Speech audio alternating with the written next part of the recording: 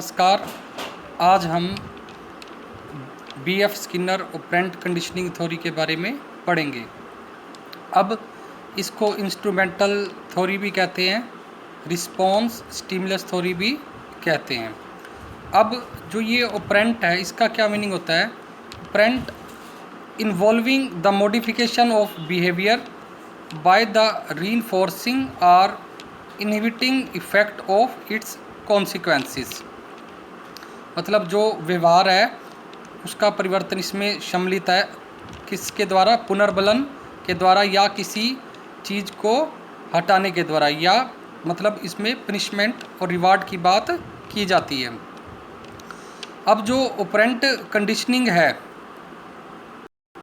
अब जो ये स्किनर की थ्योरी है, ये थॉर्नडाइक के लॉ ऑफ इफेक्ट पर बेस्ड है। अब लॉ ऑफ इफेक्ट क्या कहता है कि इस नियम के अनुसार जिन कार्य को करने से व्यक्ति को संतोष मिलता है वह उन्हें बार बार करता है, और जिन कार्यों से उसे असंतोष मिलता है वह उसे नहीं करना चाहता। और जो ऑपरेंट कंडीशनिंग थ्योरी है, इसमें रीइंफोर्समेंट और पनिशमेंट की बात की जाती है। अब ऑपरेंट कंडीशनिंग को हम ऐसे भी कह सकते हैं कि operant conditioning is a method of learning that occurs through rewards and punishments for behaviour, या through operant conditioning individual makes an association between a particular behaviour, ठीक है, एंड ए कॉन्सिक्वेंस। मतलब जो इसमें क्या होता है कि एक जो लर्नर है वो उसके व्यवहार में परिवर्तन होता है, या तो उसे रिवार्ड्स दिया जाता है या उसे पनिशमेंट दी जाती है, और उसका मतलब जो एसोसिएशन है between a particular behaviour and consequences, कि एक पर्टिकुलर बिहेवियर और जो उसका परिणाम निकलता है उस बिहेवियर का, उसके बीच में एक संबंध स्थापित हो जाता है। अब इसमें रीइंफोर्समेंट और पनिशमेंट की बात की गई है। अब रीइंफोर्समेंट और जो पनिशमेंट हैं, ठीक है, अब ये भी इसको भी डिवाइड किया गया है, पॉजिटिव रीइंफोर्समेंट और नेगेटिव रीइंफोर्समेंट, और पॉजिटिव पनिशमेंट, नेगेटिव पनिशमेंट। अब ये जो पॉजिटिव रीइंफोर्समेंट है ये क्या है? जब हम इन कीवर्ड्स का मीनिंग समझ लेंगे तो हमें ये जो थ्योरी है ये इजीली समझ में आ जाएगी। अब पॉजिटिव रीइंफोर्समेंट का मीनिंग क्या है? Stimulus added.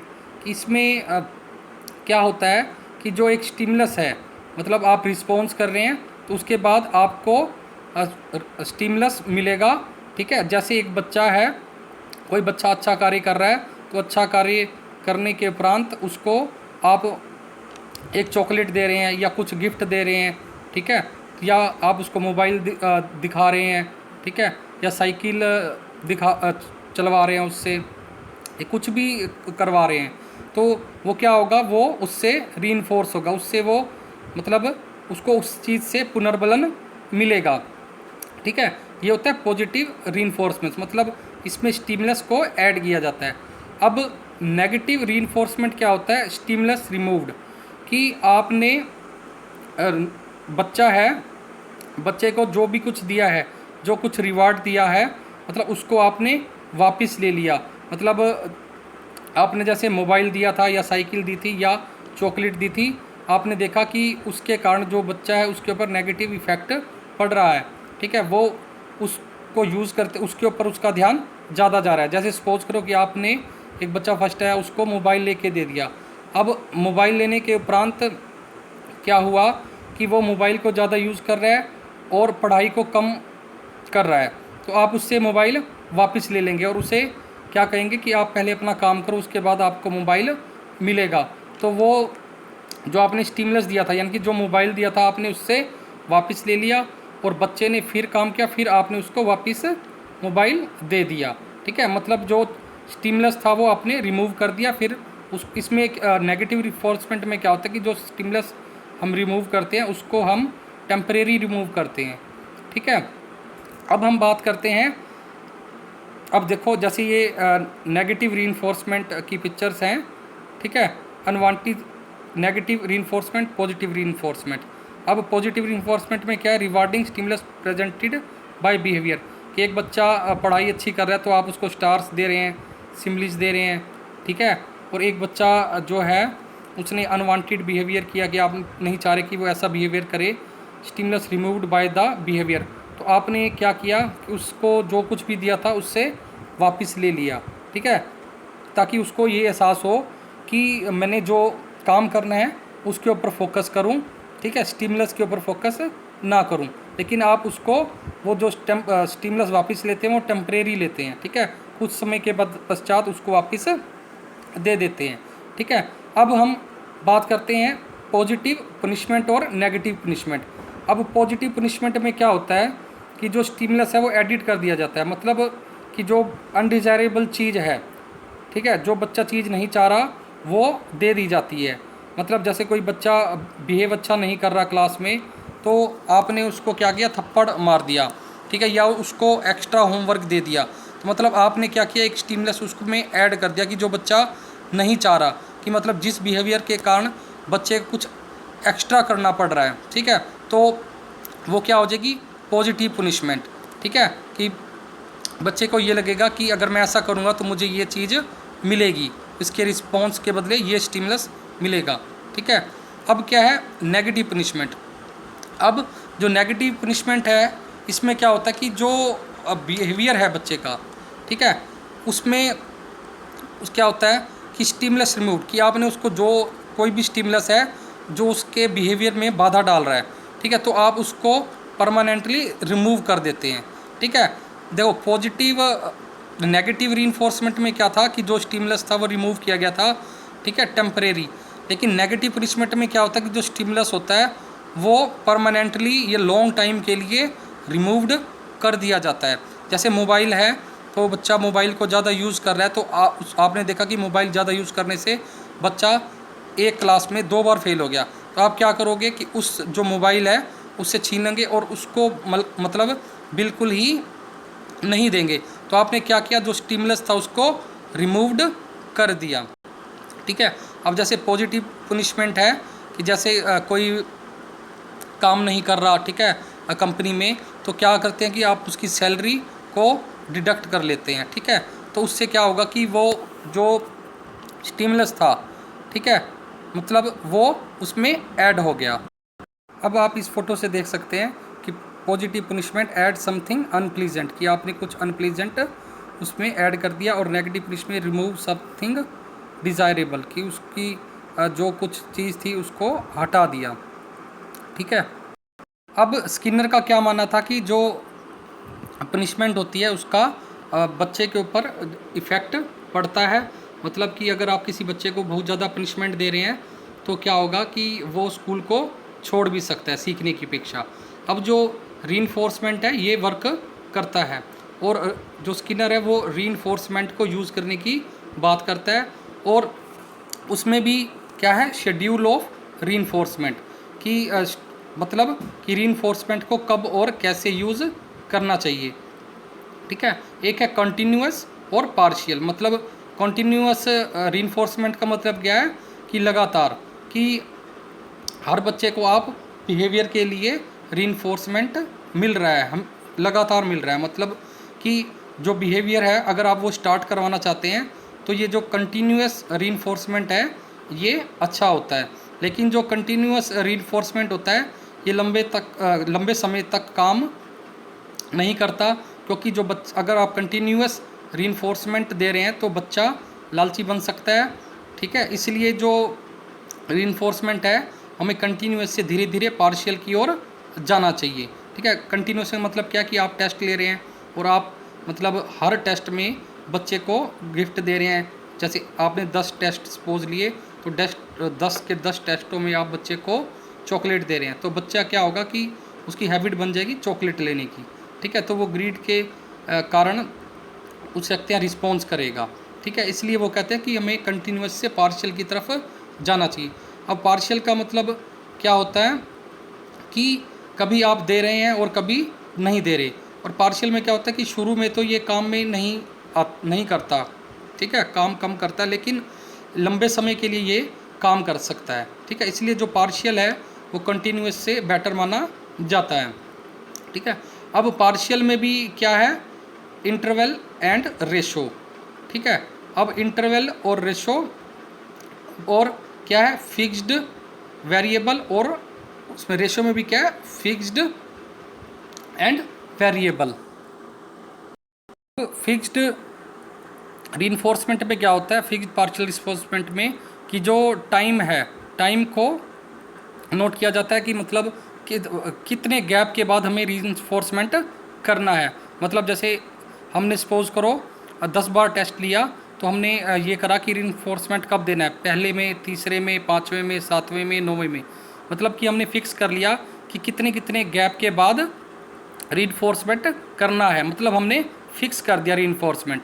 और वेरिएबल में क्या होता है कि बच्चे को ये नहीं पता होता कि जो रीइंफोर्समेंट है, स्टिमुलस है, वो कब मिलेगा।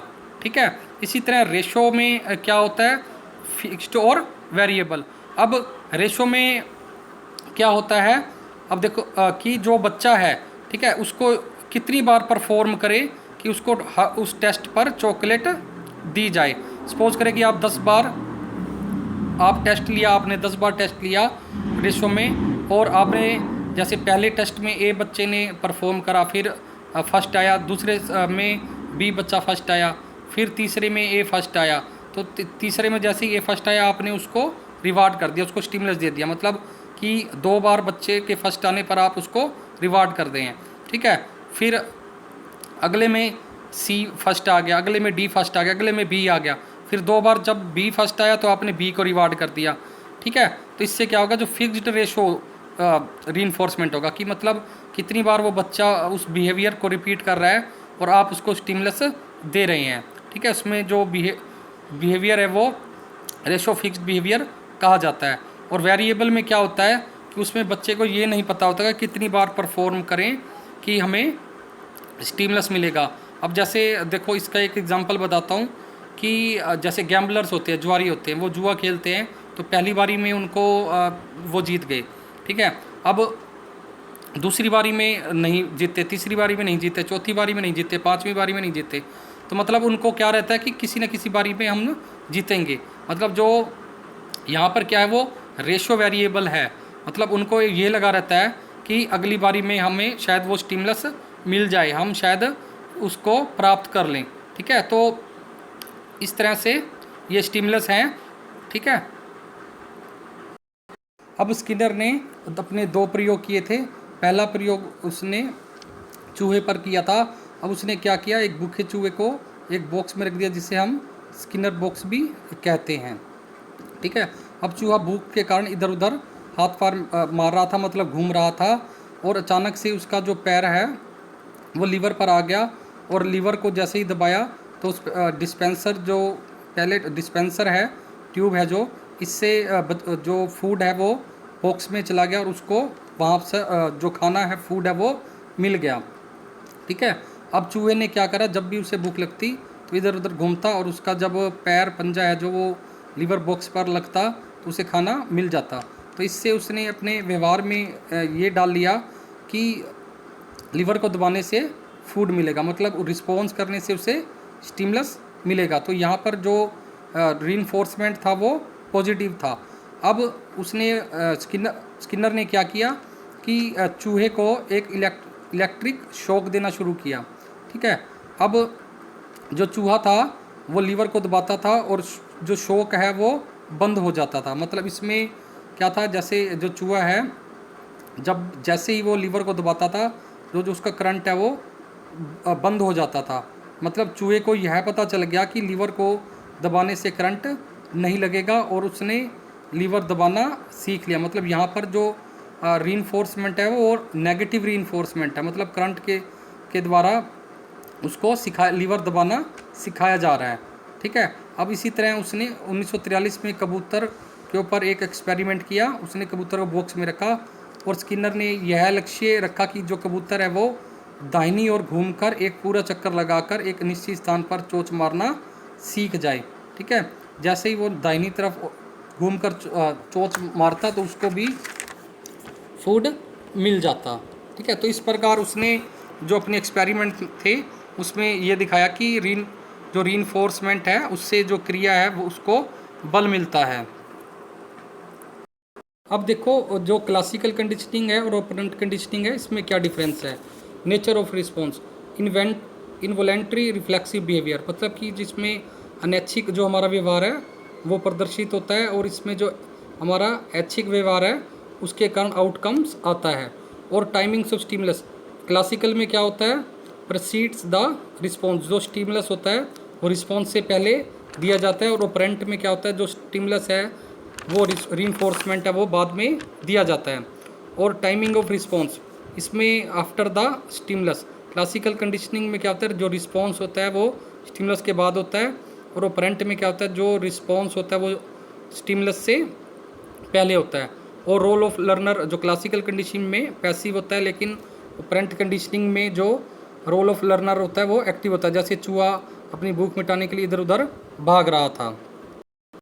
अब application of Skinner operant conditioning कि इसको हम कहाँ पर यूज़ कर सकते हैं। अब क्या है, शेपिंग और सक्सेसिव अप्रोक्सीमेशन। अब इसका मतलब क्या है कि जो व्यक्ति का व्यवहार है धीरे धीरे किसी खास लक्ष्य की तरफ पुनर्बलन के आधार पर ले जाया जाता है। मतलब कि सपोज करें कि जैसे बच्चे में कोई 10 बैड हैबिट्स हैं, तो पहले क्या करेंगे हम, 10 की 10 एकदम चेंज नहीं कर सकते।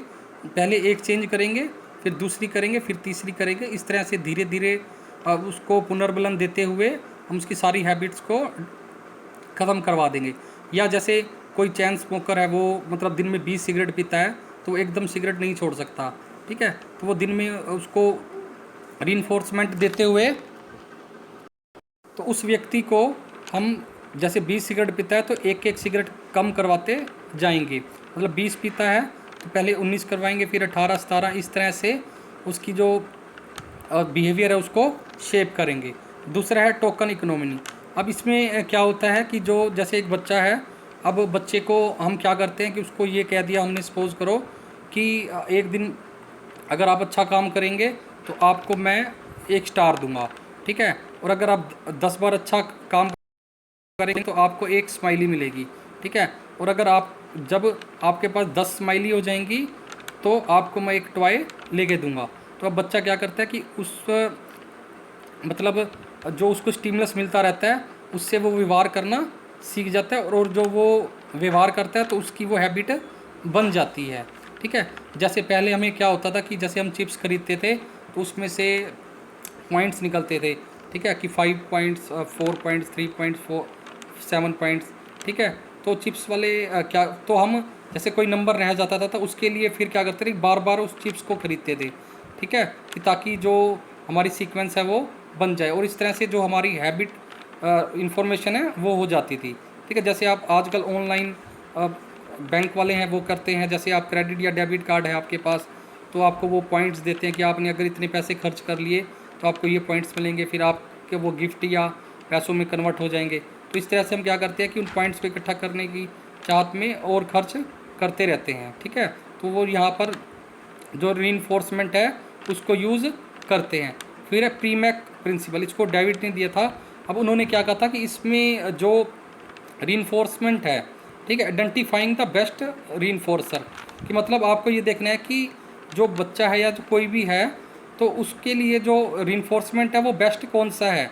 आप अपनी तरफ से डिसाइड नहीं करेंगे कि ये रीइंफोर्समेंट हम इसको देंगे, ठीक है, क्योंकि ये हो सकता है कि जो रीइंफोर्समेंट है हमारे द्वारा दिया गया वो उसको रीइंफोर्स ना करे। तो हम ये व्यू हमें ज़रूर देखना है कि हम उसको किस प्रकार का रीइंफोर्समेंट करें ताकि वो जो क्रिया है उसको अच्छी तरह से कर सके।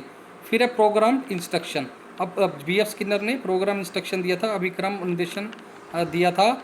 इसमें क्या होता है कि आपको छोटे छोटे स्टेप्स के द्वारा पढ़ाया जाता है कि वो मतलब एक आपने स्टेप पूरा कर दिया तो आपके वो रीइंफोर्स मतलब पुनर्बलन मिलता है, उसके बाद आप दूसरा स्टेप पढ़ाते हैं, फिर तीसरा स्टेप, चौथा स्टेप, इस तरह से आप सीक्वेंस में बढ़ते रहते हैं और आपको रीइंफोर्समेंट मिलता रहता है। मतलब स्टेप टू स्टेप हमें रीइंफोर्समेंट मिलता रहता है और हम पढ़ाते रहते हैं, ठीक है। अगला है सेटिस्फैक्शन।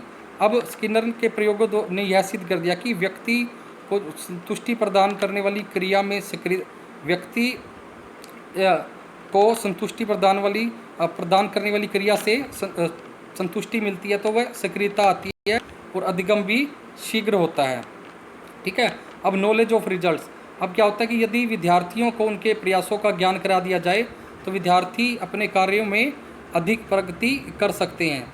अब जैसे गृह कार्य है, अब गृह कार्य को चेक करके अगर हम उसमें संशोधन रेक्टिफिकेशन करते हैं या चेंजेस करते हैं कि आपने ये गलती करी, तो इससे विद्यार्थी है वो प्रगति कर सकते हैं, मतलब उनको रीइंफोर्समेंट मिल रहा है। तो इसमें एक बात और ध्यान देनी चाहिए कि जो रीइंफोर्समेंट है वो उसमें टाइमिंग ज़्यादा नहीं होनी चाहिए। मतलब जैसे कि आप किसी बच्चे ने एग्ज़ाम दिया या आपने टेस्ट लिया तो उसका जो रिज़ल्ट है वो आप शीघ्र अतिशीघ्र घोषित कर दें ताकि जो रीइंफोर्समेंट है उसको टाइम से मिल सके। फिर अगला है ट्रेनिंग एंड साइकोटिक पेशेंट। अब स्किनर क्या कहता है कि कई जटिल और मानसिक रोगियों को सक्रिय अनुबंधन द्वारा प्रशिक्षित किया जा सकता है और उनका अधिगम प्रभावशाली बनाया जा सकता है। स्किनर का क्या कहना है कि रिवार्ड और पनिशमेंट से बच्चा सीख सकता है, लेकिन इसकी कई बार आलोचना भी की गई है। वो कुछ क्या कहते हैं कि जो इसमें कॉग्निटिवनेस है, मतलब माइंड ऑफ पर्सन है, उसकी अवहेलना की गई है क्योंकि operant conditioning fails to take into account the role of inherited and cognitive factors in learning and this is an incomplete explanation of learning process in human and animals. अब वो क्या कहते हैं कि हम जो आदमी का मतलब कॉग्निटिवनेस है, माइंड है, उसको इसमें नहीं बीच में नहीं लेते क्योंकि कई बार ऐसा भी होता है कि पनिशमेंट से हमें मोटिवेशन भी मिलती है, कि हम पनिशमेंट से मोटिवेट भी होते हैं। ठीक है। और दूसरा पॉइंट क्या है कि जो सोशल लर्निंग है, बाउंड्रा ने भी सोशल लर्निंग दी है। Bandura social learning theory suggest that humans can learn automatically through observations rather than through personal experience, कि वो क्या कहते हैं कि दूसरों को देखकर भी हम कुछ ना कुछ सीखते हैं। कि जैसे क्लास में किसी एक बच्चे को सज़ा मिलती है तो जो दूसरे पर्सन है उससे उसको लेसन मिल जाता है कि वो ऐसा नहीं करते। ठीक है। आज से आजकल एडवर्टाइजमेंट्स में नेगेटिव रीइंफोर्समेंट को ज़्यादा यूज़ किया जा रहा है। कि जैसे एडवर्टाइजमेंट दिखाते हैं कि ये प्रोडक्ट यूज़ कर लें, नहीं तो आपका वेट बढ़ सकता है या बाल उड़ सकते हैं, तो इस प्रोडक्ट का यूज़ करें। ठीक है। तो पर्सन उस प्रोडक्ट को यूज़ करना शुरू कर देते हैं। ठीक है। तो आज हमने ऑपरेंट कंडीशनिंग के बारे में पढ़ा है। ठीक है। तो आपने ये ध्यान रखना है कि पॉजिटिव पनिशमेंट क्या होता है, नेगेटिव पनिशमेंट क्या होता है, या नेगेटिव रीइंफोर्समेंट और पॉजिटिव रीइंफोर्समेंट क्या होता है। ठीक है।